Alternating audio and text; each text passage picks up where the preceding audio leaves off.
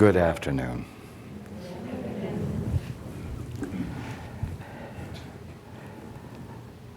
We will not delay.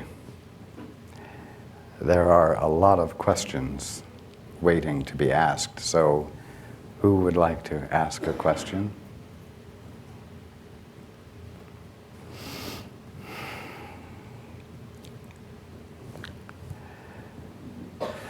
The lady standing in the back with the teacup?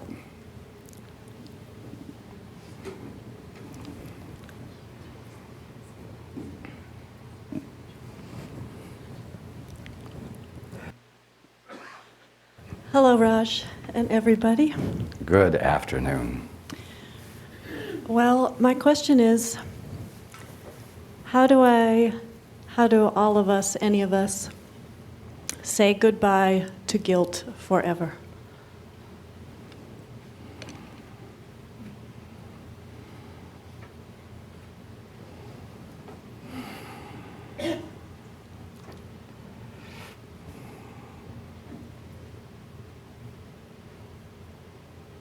You want the truth? Okay. Not easily.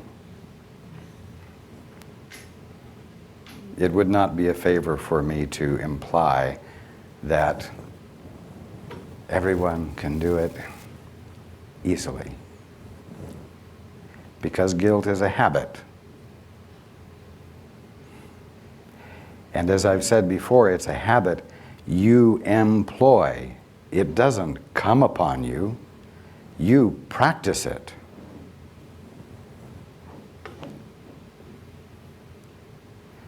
I will tell you something. When you're listening for guidance and hearing guidance, you are free of guilt.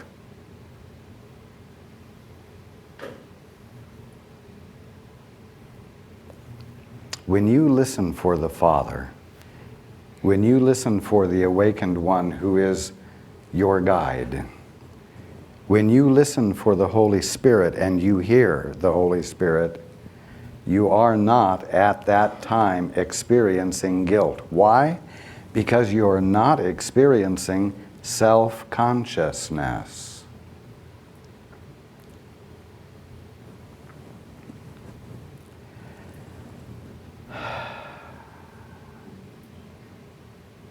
Ultimately, the most direct way to become free of guilt is to choose to listen always. To always be in brotherhood with your Father, with your guide, with one who is awake. To always be companioning, to never be alone, to never say, oh, I can take care of this myself. I don't want to bother him with that. I know how to wipe my ass.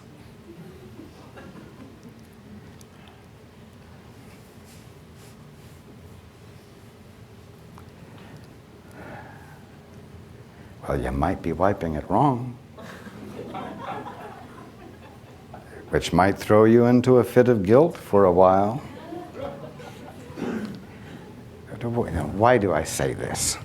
So that you might understand that anything, any guilt that you justify is as ridiculous as justifying guilt because perhaps maybe you didn't wipe your bottom well. But I'm also trying to point out to you that you were never meant to do even the smallest thing alone. Everyone talks about the oneness of God, the oneness of the brotherhood, and yet you insist on being private. I'd rather do it myself. I can do it by myself. That's not the point. Doing it by yourself is spiritually ridiculous. Nothing you do is supposed to be alone. Do you think that those of us who are awake don't know exactly how you wipe your bottom? We know everything about everyone because we choose to experience the oneness of us all. And what creates your dreams is your idiotic choice to try to do something in private.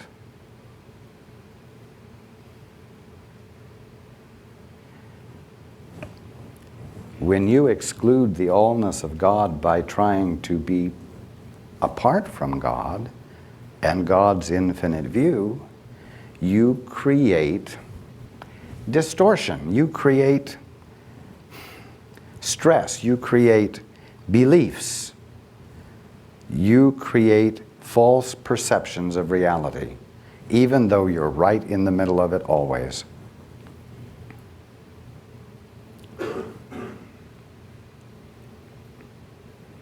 Somebody might say, well, I know Raj has been saying to Paul, let me respond to everything, which is my way of conveying to Paul, don't do anything by yourself.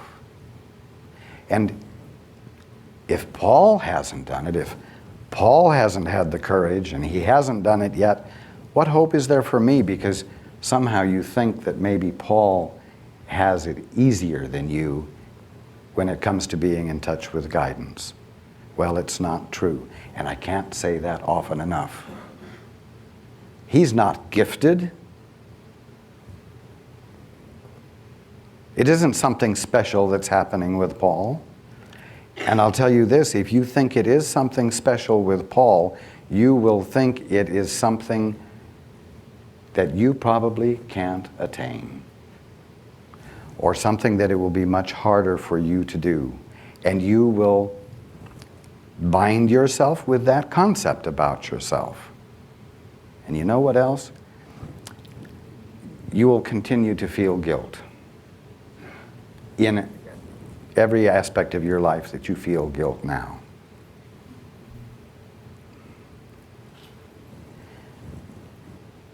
So, Judy, at the bottom line, the way to be free of guilt is to choose not to be alone, and don't just journal in the morning. Don't just listen once in a while. We are glad for you to listen, even if it is for brief moments, because the connectedness, the conscious connectedness of the brotherhood is more fully experienced by us all, and it is a source of joy.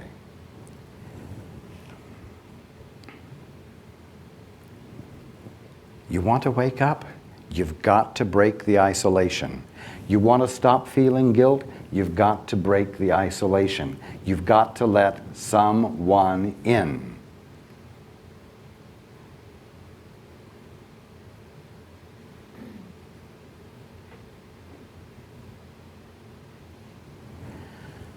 So, you can see from my answer so far that guilt is inseparable, the experience of guilt is inseparable from the attempt to be independent. It's never because you've done something wrong.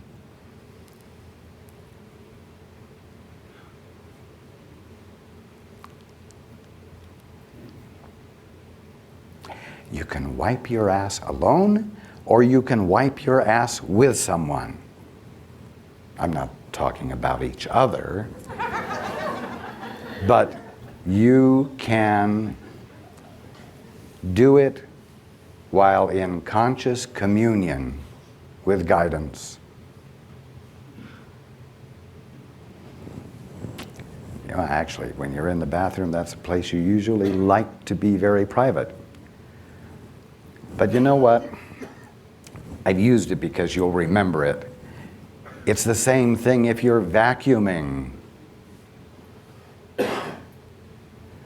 There was one occasion, it happened, that Paul had thrown something out in his back and had experienced a period of a few days with extreme discomfort. And once the discomfort was gone, he did things very gingerly. And the vacuuming needed to be done, and being a modern man, he helps his wife and doesn't see it as her job. And so he started vacuuming gingerly because the movement brought his back into play. And he decided to do it with me. And he had the surprising experience of finding that vacuuming can be a dance, art in movement. And not only did everything get clean, the carpet was clean, but he had this wonderful, buoyant experience of feeling in touch with the universe and the movement of God and the beauty of it, and he wasn't tired when he was through. You see what I'm saying? Why do it alone when doing it alone is always going to be laborious?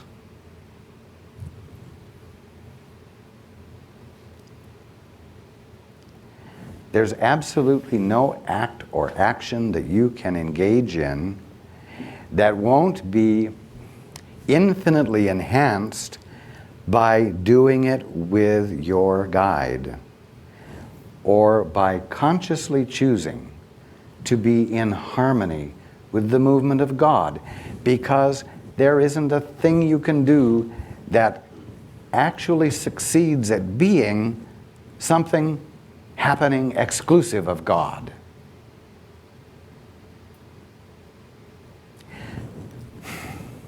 You know, you're not living in another dimension from the one God is in. You're not living at a lower level of vibration than God is being on. I keep saying it, you're right smack dab in the middle of the kingdom of heaven with your eyes squinched up saying, I can't see the perfection. And why do you squinch your eyes? For privacy. Because then you don't have to be distracted by reality, and you can become involved with your imaginative concepts of what all of this is.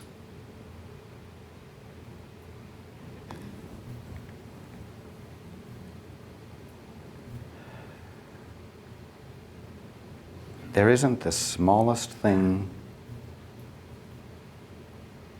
that happens.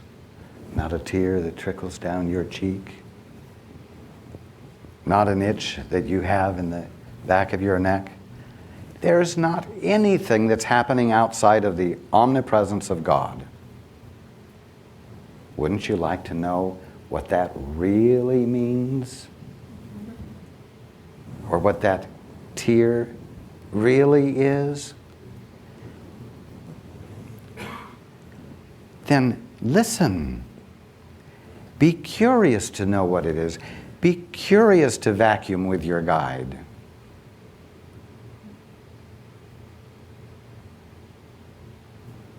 Be curious to bathe with your guide. And remember, I'm not talking about a personality, a person or a persona, because you're not even a person or persona. You're the presence of the mind that is God, and so is your guide. And bathing can be a most wonderful, gentle experience, a loving experience, where you feel the oneness of the universe in every movement. Not laborious, not a chore to be done, when you're really tired and you would have rather waited till tomorrow night to take the shower.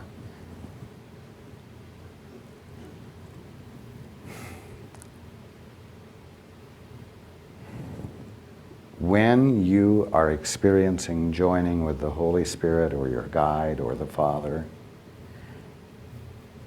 and you're no longer alone, you're incapable of experiencing guilt. Do you hear that, Judy? Yes.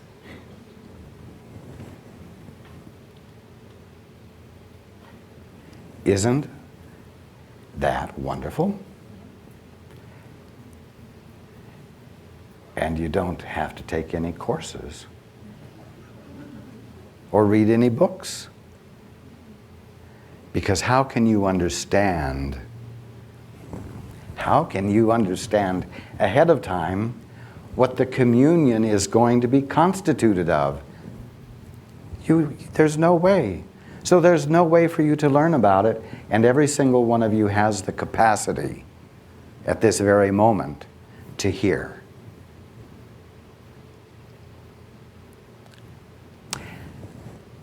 Now, I'm saying this for Paul's benefit too, because he needs to get the message just as much as you do.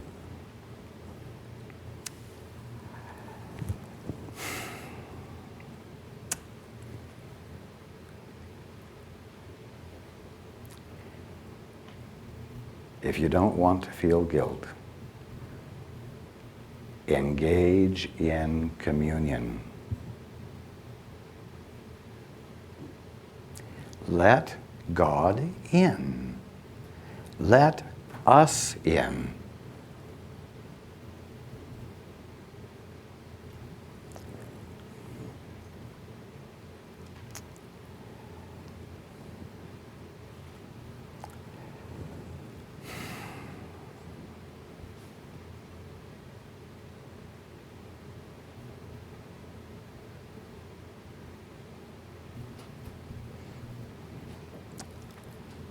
Stop ignoring us.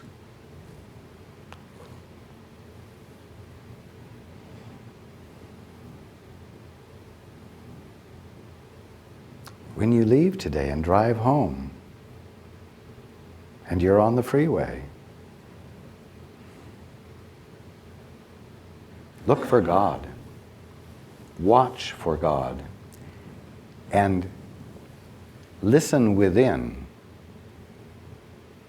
for help to see the glory of God and the kingdom of heaven wherever you are. Who's ever in the next car to you? You see? Let reality in.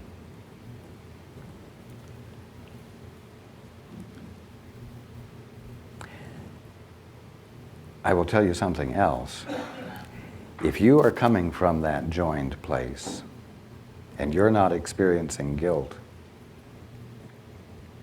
you will find that your presence and the actions you take will not only be free of guilt for you, but they will preclude circumstances which tend to produce guilt from happening.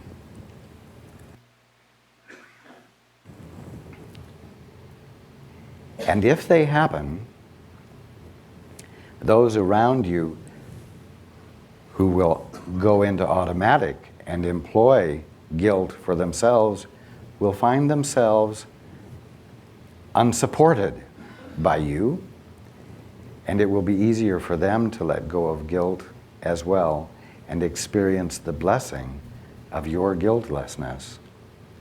Your guiltlessness uncovers others' guiltlessness.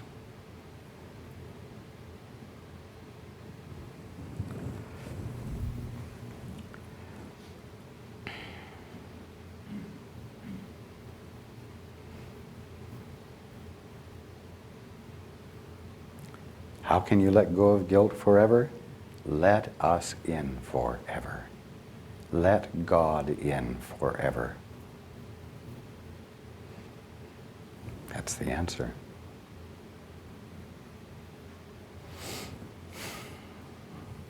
Well, sometimes, can I just ask a little? You may. Okay.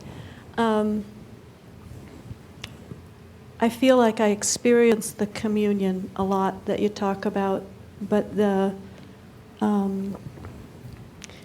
habit to think and to embrace the suggestion that I'm responsible for everyone's happiness around me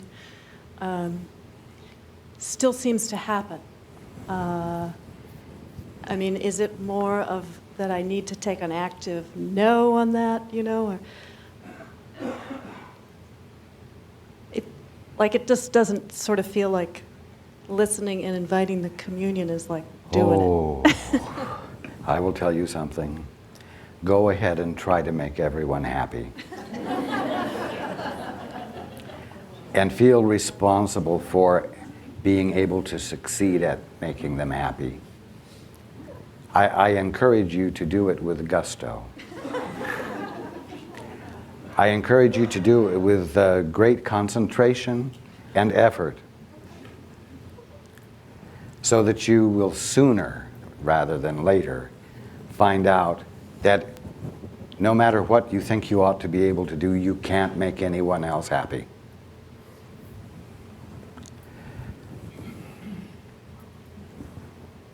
I can't make Paul happy. God can't make you happy. Each one has to choose for happiness. And each one does or doesn't. And whether they're happy or not has nothing to do with chance or circumstances, but with their choice. Do I suffer from the fact that so many of you won't let me make you happy? No. Been there, done that.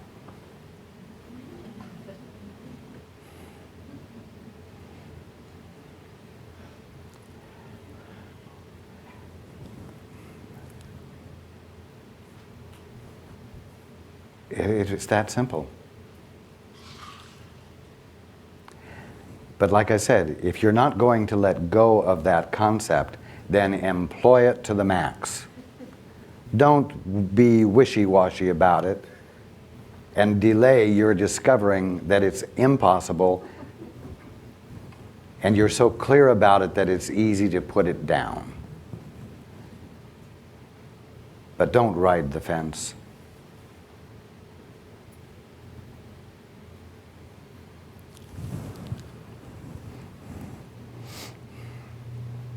You're not going to get any gold stars for it. And when you pass through the pearly gates, no one is going to say, oh, I know no one appreciated you, but we watched and we know how you dedicated your life to creating the environment and the circumstances and the words that would make everyone around you happy.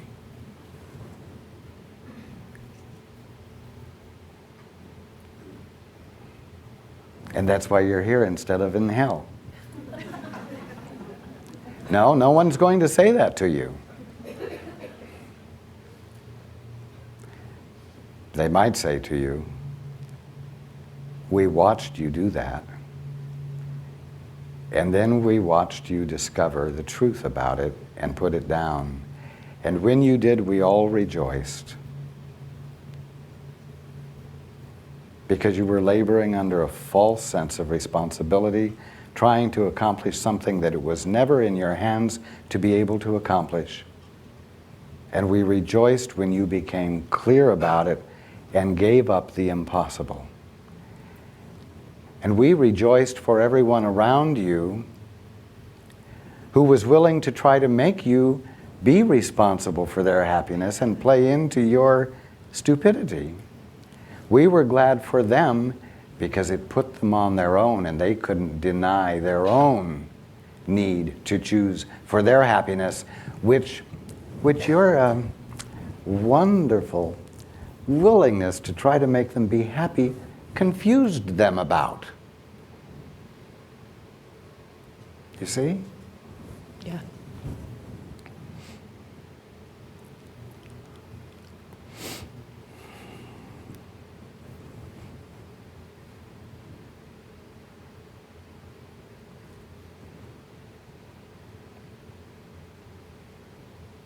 Do you feel complete with the answer? I do. Thank you. You are welcome.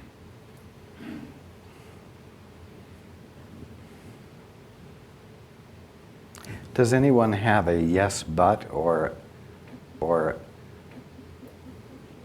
a question about what I just shared with Judy? Could we have the microphone up here, right in the front?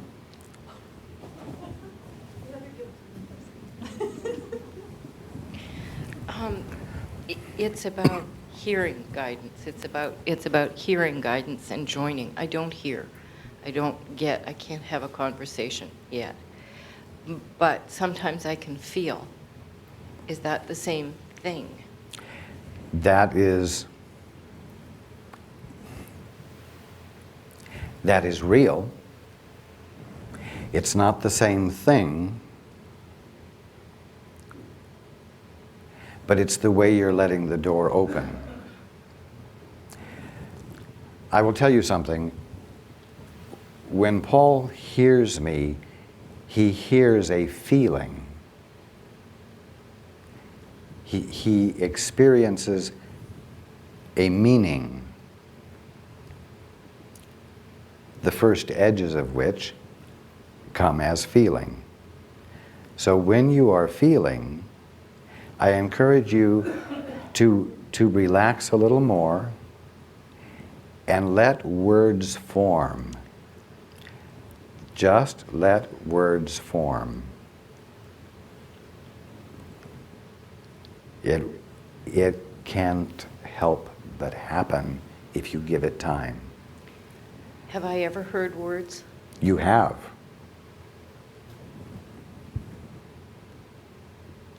Because consciously I'm scared to hear words. I figure I'm going nuts. You're already nuts. And I'm not picking on you. I hope. To be experiencing exclusive privacy is nuts. It isn't sane. I know. But all of you are used to your insanity, and you've learned to control yourself and it pretty well, and you feel like you have a hold on things, and letting go of your insanity is interpreted as becoming insane. You call your ability to cope with the illusion, you call that sanity. And to let go of it feels like you're going insane because it involves letting go of control, not being in charge. Well, I'll tell you something.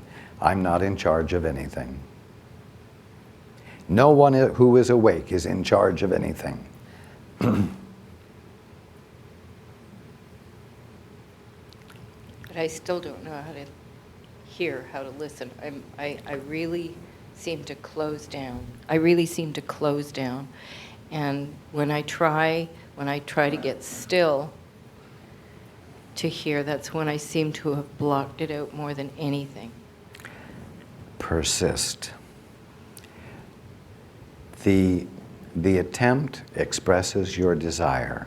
It embodies your desire to hear. It is an act, you might say.